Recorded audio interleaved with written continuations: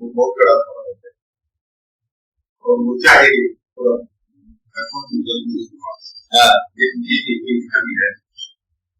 اس میں نہیں ہے نشانی یہ ہے کہ وہ یہاں رکھے تو ہم جہاں رہیں گے، وہ بلائے تو ہم جائیں، نہ جانے میں ہمیں کوئی گھبراہٹ ہے نہ ٹھہرنے میں کوئی دقت ہے. یہ نہیں کہنا کہ ہم تو تیری طرف آنا چاہتے ہیں، گھبراہ کی دنیا ہے نا، جس مقام پر وہ رکھ رہا ہے اس مقام پر یہ اس کا کمال، اس کی مہربانی، سب اسی کی عنایت ہے. آپ پتہ لگا لو کہ آپ کو سمجھ جاتی نا، حساب یہاں پر ہوتا ہے، اور جہاں جہاں انتظار کرتے ہو وہی ختم کرتے ہو. درمیان میں ایک آرزو بن جاتی ہے، اس کا ایک حاصل ہوتا ہے، وہ آرزو اپنا حاصل لے جاتی ہے اور تو وہی کے وہی رہ جاتے ہیں.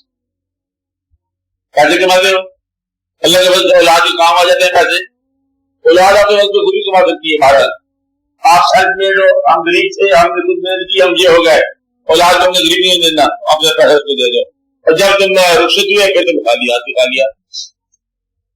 باقی اعمال کی بات یاد رکھ لینا، اگر اعمال میں دقت محسوس ہوئی ہو تو پھر توبہ کو کبھی نہ بھولنا. یاد رکھ، توبہ سے انسان کا ماضی ٹھیک ہو سکتا ہے، حال تو حال رہے گا، ماضی ٹھیک ہو سکتا ہے. آپ یہ اندازہ رکھنا، یاد رکھنا کہ جو سید صحابہ کرام رضوان اللہ علیہ مجمعین تھے، صحابہ کرام بننے سے پہلے اوپر کی زندگی بدل جا رہے، کلمہ پڑھ کے اسلام میں داخل ہو گئے، اور پھر وہ سابقون الاولون کہلائے. کلمے نے ان کے ماضی کو بھی روشن کیا. آپ کو میری بات سمجھ آئی ہے؟ یعنی ایک ایسا یہ مقام ہے کہ توبہ سے ماضی بھی روشن ہو جاتا ہے، ماضی کی دقتیں ختم ہو جاتی ہیں. اپنے ماضی کو بھی مؤمن کر سکتا ہے انسان، مستقبل کو بھی درست کر سکتا ہے. توبہ کرو، اللہ کا شکر ادا کرو.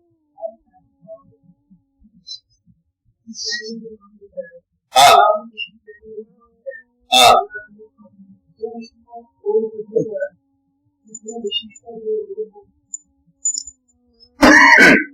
ایک جگہ میں مشارق اور مغرب بھی ہے.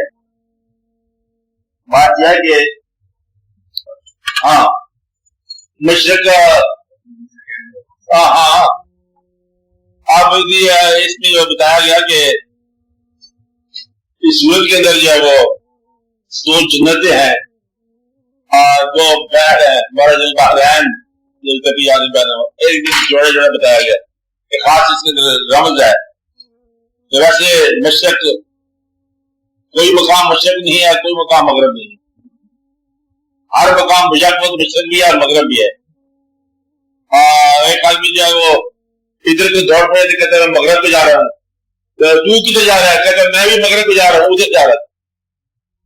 میرا مطلب ہے کسی کو مغرب کدھر نظر آئے گا، کسی کو کدھر نظر آئے گا. تو مدعا یہ ہے کہ ہر مقام یک وقت سورج غروب ہونے کا مقام بھی ہے، سورج طلوع ہونے کا مقام بھی ہے.